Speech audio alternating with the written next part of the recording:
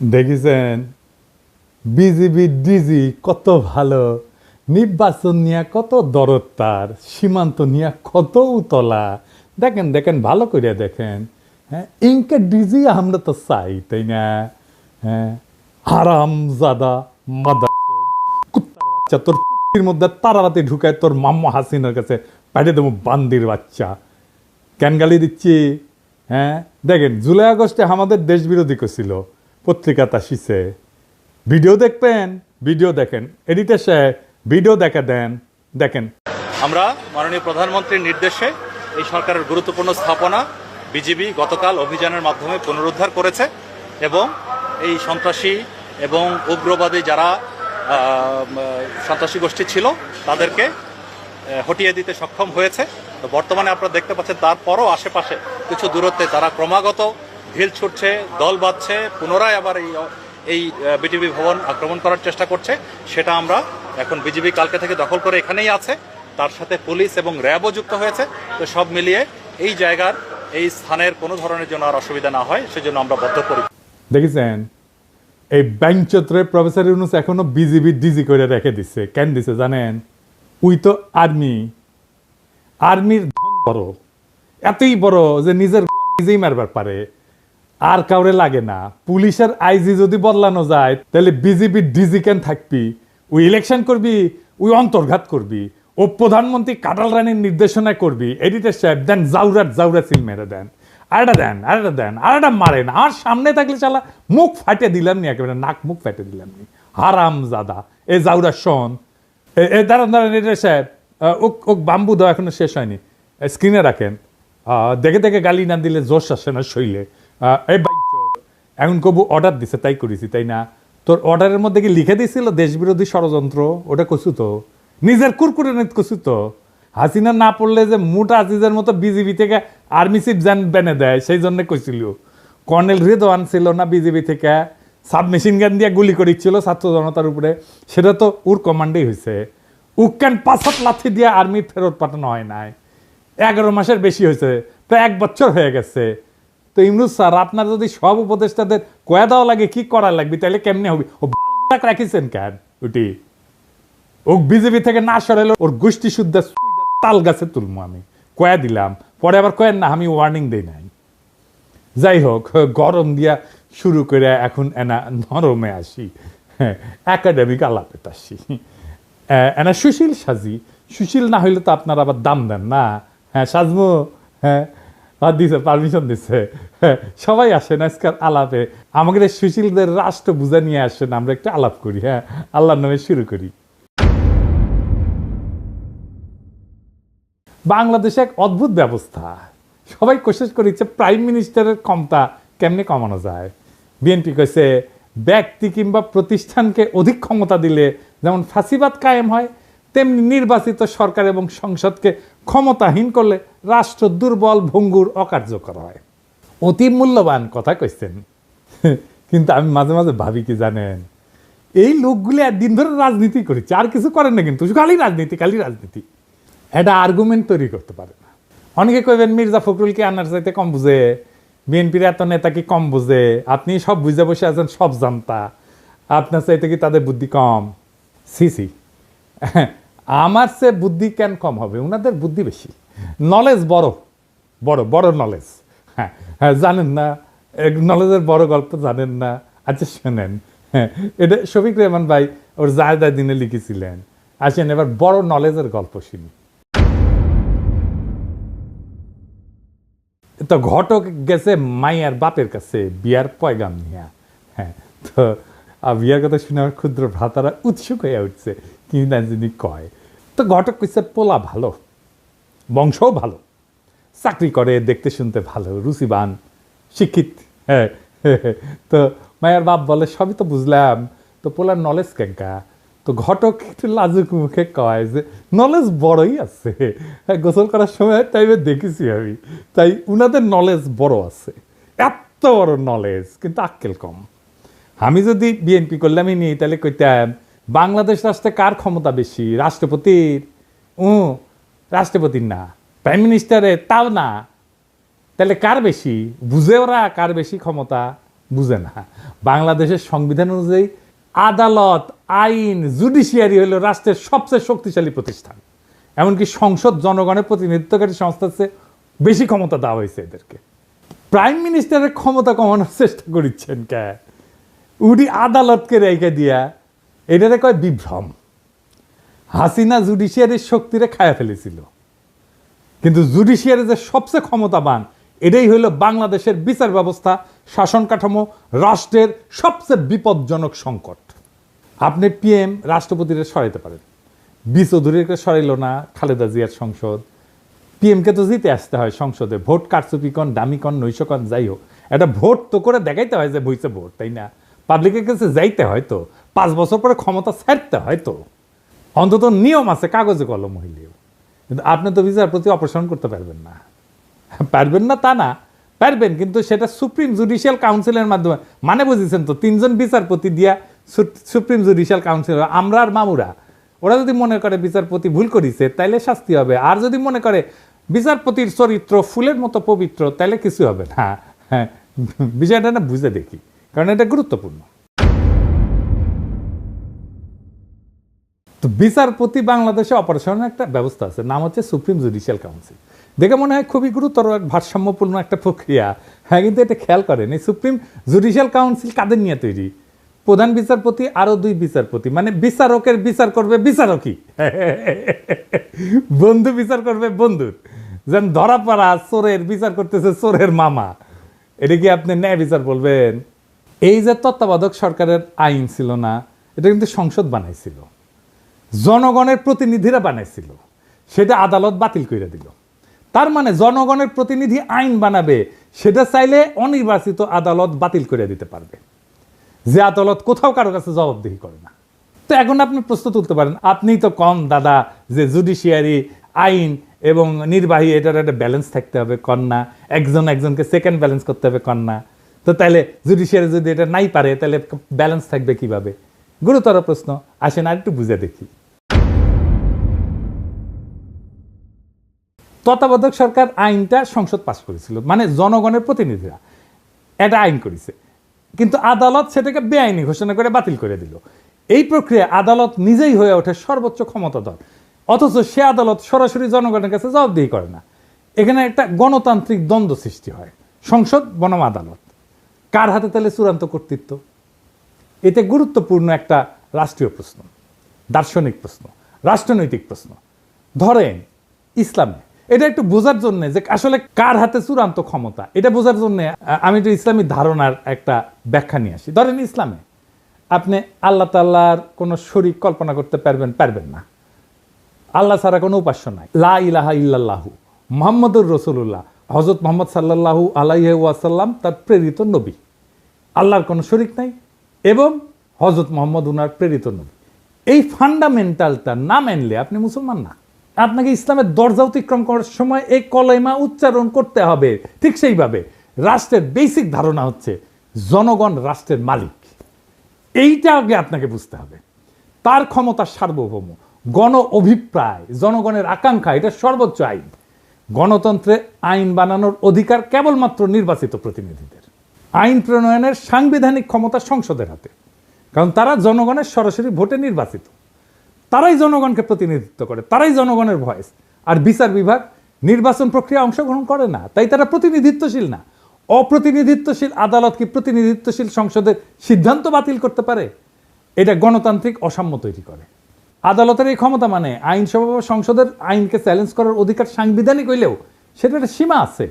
আদালতের কাজ হইল আইন সংবিধান বিরোধী কিনা সেটা যাচাই করা, এটাকে বলা হয় জুডিশিয়াল রিভিউ। কিন্তু আদালত সংবিধান নিজেই ব্যাখ্যা দিয়া এমনভাবে পরিবর্তন করতে থাকে যেটা জনগণের ইচ্ছা অভিপ্রায়ের বিরুদ্ধে যায়। তাইলে আদালত নিজেই একটা স্বৈর শাসন হয়ে ওঠে, জবাবদিহিতাবিহীন শাসক শ্রেণী হয়ে ওঠে, আনঅ্যাকাউন্টেবল রুলিং ক্লাস হয়ে ওঠে। আদালত তখন গণতন্ত্রের অভিভাবক না, বরং গণতন্ত্রের বাধা হয়ে ওঠে। বাংলাদেশে সেটাই হয়েছে। আদালতের ক্ষমতা সীমাহীন হইলে ব্যালেন্স অফ পাওয়ার ভেঙে পড়ে। যদি আদালত চায় তাহলে সংসদে যে কোনো আইন বাতিল করে দিতে পারে। তাহলে কে বেশি ক্ষমতাবান, সংসদ না আদালত? আদালত। আবার সংসদ আদালতের বিচারপতিকে অপসারণ করতে পারে না, বুঝছেন? তাহলে এখানে সেকেন্ড ব্যালেন্সের কোনো ব্যাকরণ তো কার্যকর থাকে না। অর্থাৎ আদালত নিজেই একটা অদৃশ্য স্বৈরতন্ত্রের রূপ ধারণ করে। তত্ত্বাবধায়ক সরকারের আইন কোন একটা দলের ইচ্ছার ফসল ছিল না, তো এটা সর্বদলীয় ঐক্যমতে রচিত হয়েছিল, জনগণের আস্থার ভিত্তিতে এটা প্রতিষ্ঠিত হয়েছিল। আদালত এটাকে শুধুমাত্র ব্যাখ্যার খেলা দিয়ে বাতিল করে দিল। তাহলে তো আইনের যে একটা গণতান্ত্রিক ভিত্তি আছে সেটাই প্রশ্নবিদ্ধ হয়ে পড়ে। তবে আদালতের তো একটা ভূমিকা থাকা জরুরি, কিন্তু কিন্তু সেটা সীমিত। সেটা কি আসেন আরেকটু বুঝে দেখি। আদালতের যদি এই ক্ষমতা না থাকে তাহলে তো ব্যালেন্স অফ পাওয়ার হবে কিভাবে, তাই না? এই প্রশ্ন তো সরাসরি চলে আসে। আদালতের কাজ হবে আইনের ভাষাগত নীতিগত ব্যাখ্যা এবং সাংবিধানিক সীমা নির্ধারণ করা, কিন্তু রাজনৈতিক সিদ্ধান্ত এবং প্রক্রিয়ায় হস্তক্ষেপ করে না। হাসিনার আদালত রাজনৈতিক সিদ্ধান্ত এবং প্রক্রিয়ায় হস্তক্ষেপ করছে। ভারসাম্য তখনই থাকে যখন আদালত, সরকার বা সংসদের অন্যায় রায় থামাইতে পারে, কিন্তু গণমতের চূড়ান্ত রূপ একটা আইন বাতিল করার ক্ষমতা সাবধানে এবং সীমিতভাবে প্রয়োগ করে।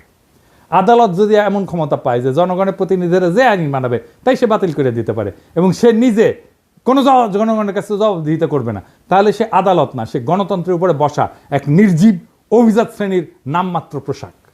তত্ত্বাবধায়ক সরকারের আইনের অবলুপ্তি তাই শুধু একটা রায় না, এটা ছিল গণ ইচ্ছার বিরুদ্ধে আদালতের বিদ্রোহ। আর এই বিদ্রোহের পরিণতি আজ দেশের রাজনৈতিক দুর্ভিক্ষ, দেশের সমস্ত সংকট। এইবার আসেন সংস্কার নিয়ে আরো একটু গভীরে আলোচনা করি। প্রফেসর ইউনূসের সরকার নানা ধরনের সংস্কার করেছে। এই সংস্কার কারা করিচ্ছে, কিভাবে করিচ্ছে, এরা বুঝে কিনা সেটা একটু বুঝে দেখি। আজকের নতুন বাংলাদেশে সংস্কারের জন্য বিভিন্ন প্রস্তাব নিয়ে আলোচনা করা হইতেছে। আবার যাতে বিগত 15 বছরের ফ্যাসিবাদ, 72 বা 75 সালের ফ্যাসিবাদ বাকশাল বাংলাদেশে পুনরায় প্রতিষ্ঠিত হইতে না পারে, সেজন্য নানা পক্ষ নানা মত প্রস্তাব নিয়ে আলোচনা করতেছে। এটার জন্য প্রফেসর ইউনূস একটা ঐক্যমত কমিশন করেছেন। সেটার সদস্য হচ্ছে আলী রিয়াজ, বদিউল আলম মজুমদার আর ইফতেখারুজ্জামান, তিনটা মাল, প্রথম আলোর মার্কা মারাল স্পেন্সার। এরা কি ধরনের প্রস্তাব দিতে পারে সেটা না বললেও চলে। হ্যাঁ, ইফতেখারুজ্জামানকে আমি বাম্বু দিছিলাম না, একবার দিছিলাম না, মনে আছে না? হ্যাঁ, ওরা এনে বসায় দিচ্ছে প্রফেসর ইউনূস। প্রথম আলো এইসব সুশীল প্রগতিশীল মালদের দিয়া 111-এর পরে সংস্কার করাইতে গেছিল। তখনকার ভারতের দালাল মঈনুদ্দিন ফখরুদ্দিন সরকার একই সুশীল প্রগতিশীলদের টোটকা প্রস্তাব দিয়া অধ্যাদেশ জারি কইরা বিভিন্ন সংস্কার করছিল, যার প্রত্যক্ষ পরিণতি হচ্ছে হাসিনার ফ্যাসিবাদ। এক বেল তলাতে এই ন্যাড়া বুদ্ধিজীবী সুশীল এই জাতিকে কয়বার নিয়ে যাবে? 74-এর বাকশালী সংবিধান, হাসিনার ফ্যাসিজম, এসব তো আসমান থেকে নেমে আসে নাই। বারবার একই মার্কা মারা সব দালাল লেসপেন্সার, বুদ্ধিহীন মূর্খ কামাল হোসেন, রেহমান সোবহান, ইফতেখারুজ্জামান, মতি, মাহফুজ এদের টোটকা জাতিকে গিলায় বারবার আওয়ামী ফ্যাসিজম প্রতিষ্ঠার সুযোগ করে দেওয়া হইতেছে। এবারও সে একই চক্রান্ত হইতেছে, আর জাতি সে সমস্ত খেয়াল না করে বসে বসে আঙুল চুষিচ্ছে। আলী রিয়াজের আক্কেল জ্ঞানের নমুনা দেখেন। সংবিধান সংস্কার কমিটির রিপোর্ট ড্রাফট করার সময় সে কাদের পরামর্শ সে নিচে সেটা রিপোর্টের শেষে তালিকা করে লিখে দিছে। দেখেন কারা কারা আছে সেখানে।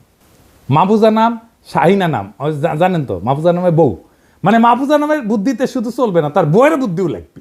এই মাহফুজা নাম হাসিনার সামরিক মারণাস্ত্রে গুলি চালায় ছাত্রজনকে হত্যা করার নির্দেশ দেওয়ার পরে সেটার পক্ষে বয়ান লিখে এডিটোরিয়াল পাবলিশ করেছিল, যাতে সরকার কঠোর হস্তে এই আন্দোলন দমন করে। বিপ্লবের শহীদদের রক্তের সাথে বিশ্বাসঘাতকতা কইরা এরকম একটা জানোয়ারের বাচ্চার পরামর্শ নেওয়া লাগছে নতুন বাংলাদেশের সংবিধান কিরকম হবে সেটা ঠিক করার জন্য। বুঝেন তাইলে? আরো আছে প্রথম আলোর মতি, খুশি কবি, সবচেয়ে বড় আওয়ামী লেসপেন্সার রেহমান সোবহান, মইনুল ইসলাম। হে খোদা, আমারে উঠায় নাও, নয়তো দড়ি ফেলাও, বায়ে উঠা যায়। এর চেয়ে আওয়ামী লীগকে বলা হোক একটা সংবিধান ড্রাফট করে দিতে। হুদাহিতে সংস্কারের বালসাল নাটক কইরা মানুষকে বোকা বানানোর দরকার কি? আর শহীদের রক্তের সাথে প্রহসন করার দরকার কি? রেহমান সোবহান, মাহফুজা নাম, খুশি কবির, মতিউর রহমান, মইনুল ইসলাম এরাই যদি নতুন বাংলাদেশের কারিগর হয়, তাহলে অমি পিয়াল, নিজুম মজুমদার, মুনতাসির মামুন, শাহরিয়ার কবির, এম এম আকাশ, রামেন্দ্র মজুমদার, পীযূষ বন্দ্যোপাধ্যায়, সুবর্ণা মোস্তফা এরা কি দোষ করলো? এডিটার সাহেব খারান, সুবর্ণা মোস্তফা ছবিটা না রাখেন। এটা ইয়াং কালের ছবি দেন, ইয়াং কালের। এবার আছে। হ্যাঁ, তো আলী রিয়াজ, সুবর্ণা মোস্তফা তো আপনার যৌবনকালের ক্র্যাশ হওয়ার কথা ছিল, তাই না? আমরা মেনে নিলাম, ওক দেখলেনি। এরা কি দোষ করলো? এদেরকে এই কমিটি থেকে বাদ দেওয়ার দরকার কি? ওদেরকেও ঢুকাক, সুবর্ণা মোস্তফা আগে ঢুকাক, আমি পারমিশন দিলাম, দেখি কে কি করে। কার এত বড় সাহস সুবর্ণা মোস্তফা ঢুকাইছে, আলী রিয়াজ সেটাকে বাগড়া দেয়, আমি যে দাঁড়ামু, ওইটি লাঠি নিয়ে দাঁড়ামু। এই প্রথম আলোর সাজানো সংস্কার কমিটির নাটক, এই রিপোর্টে ঢুকায় দেওয়া হবে। এই রিপোর্টে বিভিন্ন ভংসং প্রস্তাব দেওয়া হয়েছে যাতে দেশে আর কখনো বাকশাল ফ্যাসিজম কায়েম না হয়। আইনস্টাইনের একটা উক্তি আছে যে insanity is doing the same thing over and over again and expecting different results. ইংরেজি যেহেতু কইছে ঠিকই কইছে, তাই না? আসলে ঠিক কথা কইছে। একই কাজ বারবার করে ভিন্ন ফলের আশা করাটা এক ধরনের ছাগলাম। বাংলাদেশের অবস্থা দেখে এই কথাই মনে হয়। একই কবিরাজের দেওয়ার টোটকা জাতিকে বারবার গিলাইতেছে, বারবার আওয়ামী লীগ আর ফ্যাসিবাদের ফিরে আনা হইতেছে। রেমান সোবান পাকিস্তান আমল থেকে গাজাঘড়ি বয়ান আর টোটকা দিয়ে জাতিকে ধ্বংস করিচ্ছে। উই কলে পিএইচডিও করতে পারে নাই, কেমব্রিজে গেছিল, এমএ কইরা ফিরে আসিছে। হ্যাঁ, তা হ্যাডেমে কুলায় নাই। তাও এই হারামজাদার প্রতি সুশীলদের পীড়িতের ঘাটতির কোনো কমতি নাই। পয়সার বন্ধু মানুষ এই আরামজাদা রেহমান সোবান ছিল ইন্ডিয়াকে ট্রানজিট দেওয়ার ব্যাপারে 1 নাম্বার উকিল। এই রেহমান সোবান কইছিল ট্রানজিট নিয়ে যে বিতর্ক সেটা অশিক্ষিত বিতর্ক। এই হারামজাদা তুই শিক্ষিত, তুই পড়াশোনা করছিস কতটুকু? শালা পিএইচডি তো করতে পারিস নাই, এমএ করে ফিরে আসিস সরকারি স্কলারশিপে যায়, বেশি বেশি বাতেলা জারিস, তারপরে এদের ঘুষ হয় না। আজকার বেশি মুখ খারাপ করলাম না, নাকি করে ফেলছি অলরেডি বেশি জানি না, বুঝছাও, মানে অভ্যাস হয়ে গেছে তো আমার মুখই খারাপ। আজকে আবার একটু আলোচনা করব বাংলাদেশে কেন বারবার আওয়ামী ফ্যাসিবাদের উত্থান ঘটে। আসেন এটা আরেকবার একটু বুঝে দেখি। আগের এপিসোডে আলাপ করেছিলাম, আরেকবার একটু বুঝে দেখি। একটা রাষ্ট্রের 3টা অঙ্গ থাকে, একটা এক্সিকিউটিভ, লেজিসলেটিভ আর জুডিশিয়ারি। এই 3টা অঙ্গের সমন্বয়ে একটা রাষ্ট্র গড়ে ওঠে। এই লেজিসলেটিভ বা আইনসভা দেশে কি আইন হবে সেটা নির্ধারণ করে। এক্সিকিউটিভ সেই আইন অনুযায়ী দৈনন্দিন কাজকর্ম চালায় এবং পলিসি নির্ধারণ করে। তবে একটা রাষ্ট্রের সর্বোচ্চ পলিসি নির্ধারণ করে আইনসভা বা পার্লামেন্ট। কারণ এক্সিকিউটিভ আইনসভার পাশ করা আইন দিয়া চালাইতে বাধ্য, দেশ চালাইতে। এক্সিকিউটিভ কখনোই নিজে আইন বানাইতে পারে না, এমনকি কোনো সভ্য দেশে আদালত বা জুডিশিয়ারিও আইন বানাইতে পারে না, বা পারার কথা না। আদালতের বিচারকেরা যদি নিজেরাই আইন বানায় সেটাকে রাষ্ট্রবিজ্ঞানের ভাষায় বলা হয় জুডিশিয়াল অ্যাক্টিভিজম। এই জুডিশিয়ারি কাজ হইতেছে এক্সিকিউটিভ যাতে নিজের এখতিয়ার বা জুরিসডিকশনের অতিক্রম করিয়া অর্ডার জারি করতে না পারে সেটা দেখা। এর সাথে দেশে আইনসভা দিয়ে পাশ করা আইনের উপরে ভিত্তি করে বিভিন্ন কেসে সেই আইন অনুযায়ী রুলিং দেওয়া, আর দেশের সেই আইন অনুযায়ী ফৌজদারি এবং দেওয়ানি বিভিন্ন মামলার কার্যক্রম পরিচালিত করা, এটাই হইতেছে জুডিশিয়ারির কাজ। এখন আওয়ামী লীগ বিগত 15 বছর দেশে ফ্যাসিজম আদালতের মাধ্যমে কিন্তু প্রতিষ্ঠা করেছে। এটা মাহমুদুর রহমান কিন্তু বলে, খাইলকের মতো দালাল প্রধান বিচারপতি দিয়ে হাসিনা নিজের ইচ্ছা মতো যা খুশি রুলিং জারি করায়, আওয়ামী লীগের সমালোচনা করা, যাকে তাকে আদালত অবমাননার মামলা দেওয়া। এই দেশে আদালত এখন ঠিক কী কাজ করে তা বোঝার জন্য আইন পড়তে হয় না, পত্রিকার ফেসবুক স্ক্রল করলেই চলে। মানুষ ভাবে আদালত বিচার করে না, ভাই এই আদালত ইতিহাস লেখে, এই আদালত পোস্টার বানায়, কবিতা লেখে, স্লোগান বানায়, পাঠ্য বই সম্পাদনা করে, ক্রিকেট টিম নির্বাচনে মত দেয়, আদালত রুল দেয় 15ই আগস্ট হইবে শোক দিবস, 7ই মার্চ হইবে জাতীয় ঐতিহ্য, জয় বাংলা হইবে জাতীয় স্লোগান, স্বাধীনতার ঘোষক হইবে শেখ মুজিব। কেউ যদি প্রশ্ন তোলে যে এগুলি কি বিজ্ঞাপন, ওটা কি অ্যাড এজেন্সি, তখন কওয়া হবে আপনি নিশ্চয়ই রাজাকার। স্কুলে কি পড়ানো হবে আদালত ঠিক করে দেয়। পাঠ্য বইয়ে বঙ্গবন্ধু কত পাতা জুড়ে থাকবে সেটাও রুল দিয়ে আসে। বিশ্ববিদ্যালয়ের নাম কি হবে, গার্ডেনের নাম কি হবে, হাসপাতালের নাম কি হবে, সব জায়গায় আদালতের নাক ঢুকে। এমনই একটা আদালত। আর এই আদালতের বিচারপতি আমাদের সাথে পলিটিক্স করেছিল। ওই কইছিল যে আমরা শপথবদ্ধ রাজনীতিবিদ, ওই কইছিল এ না ওর ভাই আবার এমপি ছিল আওয়ামী লীগের। এমনকি একবার তো আদালতে রিট হয়, বাংলাদেশ ক্রিকেট টিম কেন মুশফিককে নিতেছে না, কেন তামিম বাদ। ভাগ্য ভালো আদালত বলেনি কে ওপেনিং করবে, কে শেষ ওভারে বল করবে।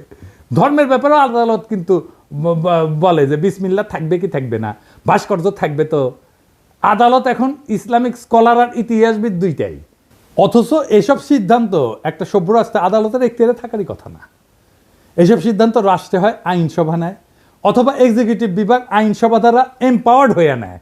এই কয়েকদিন আগে আমাদের অ্যাটর্নি জেনারেল বলছে যে হাইকোর্ট চাইলে যে কোনো ব্যাপারে হস্তক্ষেপ করতে পারে। ব্যাপারটা শুনতে খুব অদ্ভুত শোনালেও বাংলাদেশের সংবিধান অনুযায়ী পুরো ঘটনাটা লিগ্যাল। বাংলাদেশের 72-এর সংবিধান একটা বিস্ফোরা ধারা ঢোকানো আছে, যার দ্বারা এম্পাওয়ার্ড হইয়া আদালত বা হাইকোর্ট যে কোনো ব্যাপারে হস্তক্ষেপ করতে পারে, যা খুশি তাই করতে পারে। এটা হইতেছে সংবিধানের 102 নম্বর আর্টিকেল। এই বিস্ফোরা আর্টিকেল বাংলাদেশে বিচারকদের জুডিশিয়াল অ্যাক্টিভিজম করার রাস্তা তৈরি করে দিছে। আর এই সালে এই সমস্ত ডক্টর কামাল হোসেনের বাল্ব কিছু বুঝে না, ওর গুমুত সামলাইতে পারে না, ব্যাপার পরে থাকে। সত্যি কথা, মিথ্যা কথা কইতেছি না। এবং এইটা দিয়ে এম্পাওয়ার্ড হয়ে হাসিনা তার আমলে মুদল আদালত দিয়াই তার সন্ত্রাসের রাজত্ব কায়েম করছে। কি আছে আর্টিকেলে আসেন দেখি। এই আর্টিকেলের ফলে যে কেউ যে কোনো আইনজীবী যা ইচ্ছা যা খুশি সেটা নিয়ে হাইকোর্টে রিট করতে পারে। হাইকোর্ট বেঞ্চ সেই রিটের উপর ভিত্তি করে যা খুশি তাই রুলিং জারি করতে পারে। কি বিচিত্র একটা দেশ, তাই না? মাঝে মাঝে অনেক আসাদা উকিল সরকারকে বিভিন্ন কাজ করার নির্দেশ দিয়ে নোটিশ পাঠায়, অন্যথায় সে 102 ধারার ভিত্তিতে হাইকোর্টে রিট করার হুমকি দেয়। খালি সরকারকে না, অনেক বদমাইশ উকিল এটা ব্যবহার করে অসংখ্য মানুষকে, সাধারণ মানুষকে হয়রানি করে, যারা কোনোভাবে একটা ব্যাপারে ইন্টারেস্টেড পার্টি না। সেই সমস্ত ব্যাপারে বদমাইশ উকিলরা বিভিন্ন হাস্যকর আইনি নোটিশ পাঠায় 102 আর্টিকেলের উপরে ভিত্তি কইরা, এবং আদালত সেটার উপর ভিত্তি করে রুলিং পর্যন্ত দেয়। এই ইন্টারেস্টেড পার্টি কি এটা একটু বুঝে নেই। যে কোনো সভ্য দেশে কেবলমাত্র ইন্টারেস্টেড পার্টি কোনো ব্যাপারে মামলা করতে পারে। ইন্টারেস্টেড পার্টি বলতে আইনের ভাষায় বোঝানো হয় এমন কেউ যার উক্ত মামলার ফলাফলে সরাসরি স্টেক আছে বা সরাসরি গেইন অথবা লসের আউটকাম আছে। যেমন ধরেন কোন এক সংবাদপত্র লিখছে যে আমি এটা চোর, ধরেন আমি অমুক তারিখে অমুক জায়গায় অমুক লাগাইছি, সরি চুরি করেছি, সরি আমি জানি যে আমি লাগাই নাই, চুরি করি নাই, কিন্তু ওই সংবাদ প্রকাশের ফলে আমার মানহানি হয়েছে। কোন সভ্য দেশে মানহানির মামলা করার অধিকার একমাত্র আমার নিজেরই আছে। আমি এই মামলার একমাত্র ইন্টারেস্টেড পার্টি, বুঝছাও? এই মামলার আউটকাম মানে ফলাফল একমাত্র আমার জিতা বা হারের সম্ভাবনা আছে। এখন যদি কুমিল্লার মোকলেস মোল্লা অথবা গোপালগঞ্জের উকিল হরিদাস পাল আদালতে গিয়ে মামলা করে যে অমুকের মানহানি অমুক করিছে, অথবা অমুকের বিরুদ্ধে এত টাকা ক্ষতিপূরণ দাবি করে আমি মামলা করেছি, ব্যাপারটা যে কত বড় হাস্যকর হয়ে উঠবে সেটা আর বলার অপেক্ষা রাখে না। আমার নামে এরকম মামলা করেছে, আমি নাকি হাসিনা শেখ মুজিবের অপমান করেছি, তার ভাবমূর্তি ক্ষুণ্ণ করেছি, এজনকে সিলেট একটা মামলা করেছে, গোপালগঞ্জে একটা মামলা করেছে, কতগুলো। আমাকে সেদিন জিজ্ঞাসতেছে ঢাকার ডিসি যে দাদা আপনার নামে কি কি মামলা আছে। আমি বললাম আমি নিজেই জানি না রে ভাই, মাঝে মাঝে শুনেছি এই জায়গায় মামলা আছে, কতগুলো মামলা আছে আমি গোনা বাদ দিছি। এরকম হাজার হাজার ঘটনা ঘটছে, মামলা হয়েছে, জেল পর্যন্ত হয়েছে, সেসব মামলার উপরে ভিত্তি করে। সত্যি ছেলে কাজ কি বিচিত্র এই দেশ। অথচ এই ব্যাপারে সংস্কার করার কথা নিয়ে কোনো কেউ প্রপোজাল দেয় না। কারণ সব জায়গায় বলা হইতেছে দেশে এক্সিকিউটিভ, লেজিসলেটিভ, জুডিশিয়ারির মধ্যে একটা ক্ষমতার ভারসাম্য আনা লাগবে। কিভাবে লাগবে সে ব্যাপারে সংস্কার কমিশনের রিপোর্টে অনেক ভংজুং প্রস্তাব আছে। যেমন ধরেন কইছে হাইকোর্টের শাখা বাড়ানো লাগবে, তো হাইকোর্টের শাখা বাড়াইলে কিভাবে ভারসাম্য আসবে সেটার কোনো ব্যাখ্যা নাই। হাসিনার আমলে আদালত প্রত্যেকটা ব্যাপারে নাক গলায় হাসিনার ত্রাসের রাজত্ব কায়েম করতে সাহায্য করছে। কালামানিক সব জায়গায় নাক গলানোর বার এমনই বাড়ছিল যে লিগের স্পিকার আব্দুল হামিদ পর্যন্ত সেটাতে বিরক্ত হয়ে বলছিল বেশি বাড়াবাড়ি করলে জনগণ আদালতের বিরুদ্ধে উঠে দাঁড়াইতে পারে। এমনকি খালি এক্সিকিউটিভের ব্যাপারে নাক গলানো না, বিভিন্ন সময় দেশে কি আইন হওয়া উচিত কি হওয়া উচিত না সেটা পর্যন্ত আদেশ জারি করেছে। সংবিধানের স্পষ্ট লেখা থাকতে হবে আদালত বা জুডিশিয়ারি কোনোভাবে জুডিশিয়াল অ্যাক্টিভিজম করতে পারবে না। তারা কেবলমাত্র দেশে বিদ্যমান আইনের উপর ভিত্তি করে রায় দিতে পারবে। জনগণের যদি কোনো আইন পছন্দ না হয় অথবা কোনো আইন বানানোর ইচ্ছা হয়, তাদেরকে তাদের এমপির সাথে কথা বলে সেই বিল সংসদে আনার ব্যবস্থা করতে হবে। সংসদ সদস্যদের মূল কাজ এলাকার উন্নয়ন করা না। এরা যে বলবে আমি আপনার এলাকার উন্নয়ন করে দেবো, এটা তার কাজ না, এটা কাজ পৌরসভার কাজ এমপিরে দিয়ে করায় না। তাদের মূল কাজ আইনসভার বিভিন্ন আইন নিয়ে আলোচনা করে ভোটাভুটি করে আইন বানানো। এই সাধারণ তথ্যটা দেশের অধিকাংশ মানুষ জানে না। আর একটা হাস্যকর অভ্যাস এই জাতির কাছে আছে, কিছু হলে সব কিছুতে আদালতে যায় মামলা করে দেয়।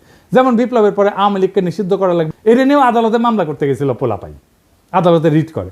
অথচ একটা রাষ্ট্রে এই সিদ্ধান্ত নেওয়ার অধিকার সেই রাষ্ট্রের আইনসভার, যারা ওই দলকে নিষিদ্ধ করে আইন করতে পারে অথবা সংবিধানে ওই দলকে নিষিদ্ধ করে দিতে পারে। যেমন জার্মানিতে নাজি পার্টি, ওদের আইনসভায় পাশ হওয়া নাজিদের নিয়ে করা স্পেসিফিক আইন দিয়ে নিষিদ্ধ। ইতালিতে ফ্যাসিস্ট পার্টি একদম সাংবিধানিকভাবে উল্লেখ করে নিষিদ্ধ করা হয়েছে। এইখানে আদালতে গিয়া মামলা কইরা তাদেরকে টেনে আনা এই আশায় যে তারা রায় দিবে অমুক দল নিষিদ্ধ, এটা চূড়ান্ত নির্বুদ্ধিতা। কোনো আদালত দেশের আইনসভার বা এক্সিকিউটিভের কাজ করতে পারে না। আজব চিন্তা ভাবনা সবার। এটা গেল জুডিশিয়ারির ব্যাপারে কথা। এখন আসি এক্সিকিউটিভ আর লেজিসলেটিভ মানে আইনসভার মধ্যে ব্যালেন্স অফ পাওয়ার নিয়ে। বাংলাদেশে বারবার ফ্যাসিজম তৈরি হয় কারণ দেশের সংবিধানে পার্লামেন্টারি শাসন ব্যবস্থা। এখানে আইনসভার নিয়ন্ত্রণে যেই মানুষ আর পার্টি, সে একই মানুষ আর পার্টি নির্বাচনের মাধ্যমে একবার দেশের এক্সিকিউটিভ ব্যবস্থার কর্ণধারার সর্বেসর্বা হয়ে ওঠে। যদি এক্সিকিউটিভ আর লেজিসলেটিভ, নির্বাহী এবং আইন একই মানুষের অধীনে থাকে তাহলে এটি ফ্যাসিজম। এই পার্লামেন্টারি ব্যবস্থা পৃথিবীর যে সমস্ত দেশে অ্যাপ্লাই করা হয়েছে সেখানে অসংখ্যবার ভয়ঙ্কর রকমেরভাবে ব্যাকফায়ার করছে। কোথায় কোথায় করছে শুনবেন? ইউরোপেই এটা ডিজাস্টার করছে। প্রথম বিশ্বযুদ্ধের পর যখন ইউরোপে বিভিন্ন দেশে এই যে রাজতন্ত্রের পতন হয়, রিপাবলিক হয়। যেখানেই এই ব্যবস্থা সংবিধানে ঢুকানো হয়েছে সেখানেই ভয়ঙ্করভাবে ফ্যাসিজমের উত্থান হয়েছে। আমি একটা আলোচনায় করছিলাম, পার্লামেন্টারি ব্যবস্থা সেখানেই কাজ করে যেখানে একজন রাজা আছে, কিং আছে। জার্মানি, ইতালি, স্পেন সব জায়গায় পার্লামেন্টারি ব্যবস্থা ডিজাস্টার হয়েছে। দ্বিতীয় বিশ্বযুদ্ধে বেদম মার খাওয়ার পরে এরা শান্ত আছে, তাও আমেরিকান সৈন্য গ্যারিসন থাকার কারণে।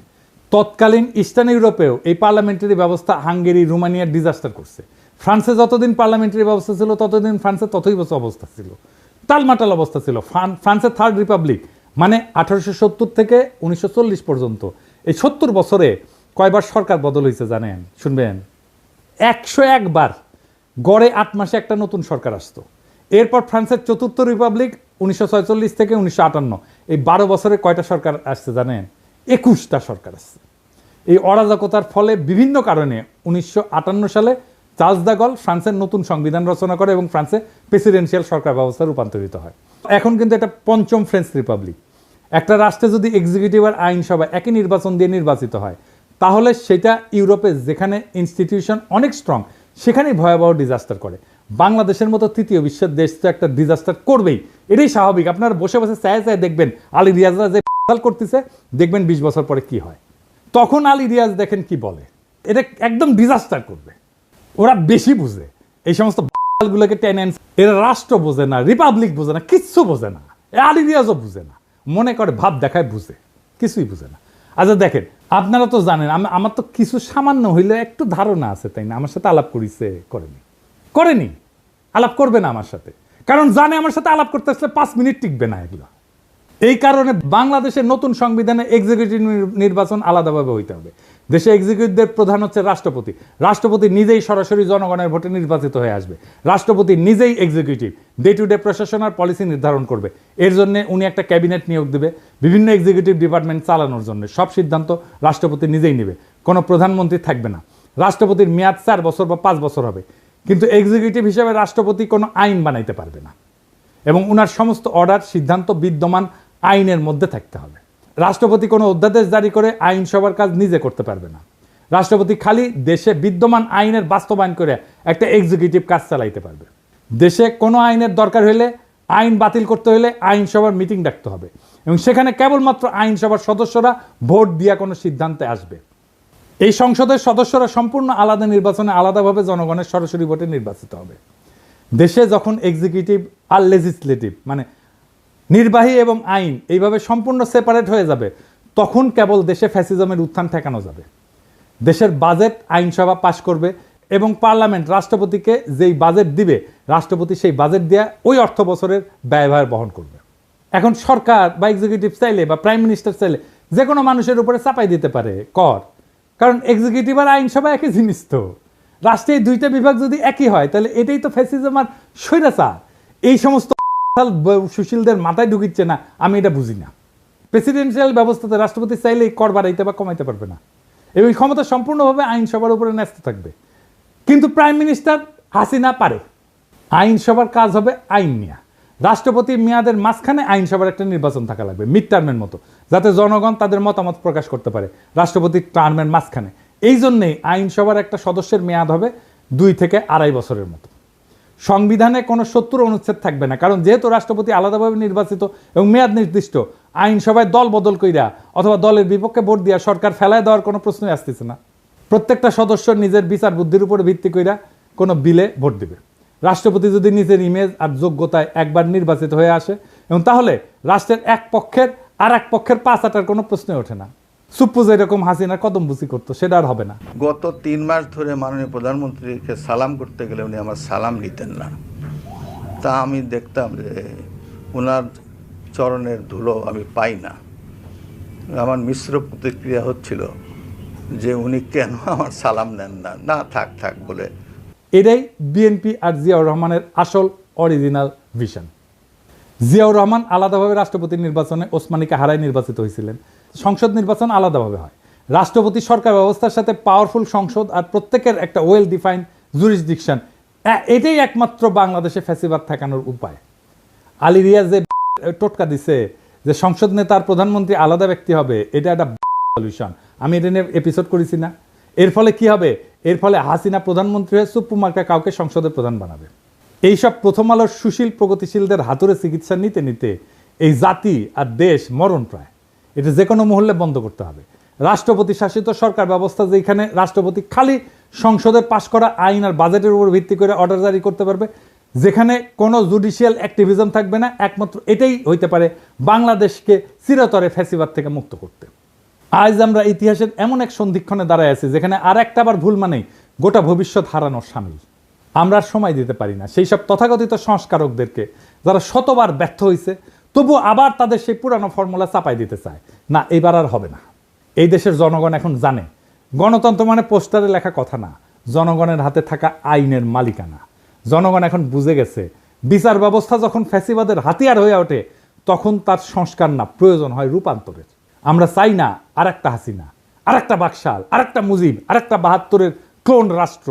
আমরা চাই এমন এক নতুন শাসন ব্যবস্থা যেখানে আইনসভা, নির্বাহী এবং বিচার ব্যবস্থা পরস্পরকে নিয়ন্ত্রণ করবে। প্রভু না, হবে পর্যালোচক, যেখানে রাষ্ট্রপতি হবে জনগণের সরাসরি ভোটে নির্বাচিত এবং সংসদ হবে মুক্ত বিবেকের মঞ্চ, কোনো নেতার পদচুম্বনের জায়গা না। প্রিয় দেশবাসী, এটাই সেই সময় যখন ইতিহাস তৈরি হয়। প্রশ্ন একটাই, আপনি কি এই ইতিহাস গড়ে ওঠার অংশ হবেন, না এই জাতির আর একটা প্রতারণার সাক্ষী হয়ে থাকবেন? আসেন সুশাসনের জন্য, জবাবদিহিতার জন্য এবং সবচেয়ে গুরুত্বপূর্ণ এই দেশটাকে ভালোবাসার জন্য একটা নতুন সূচনার দাবিতে গর্জে উঠি। এবার আর সংস্কার না, রূপান্তর চাই। এই রূপান্তরেই মুক্তি, এই মুক্তিতেই নতুন বাংলাদেশ। সেই নতুন বাংলাদেশকে আমাদের গড়ে তুলতে হবে, আনতে হবে সবাই মিলে আবার একসাথে। ইনকিলাব জিন্দাবাদ।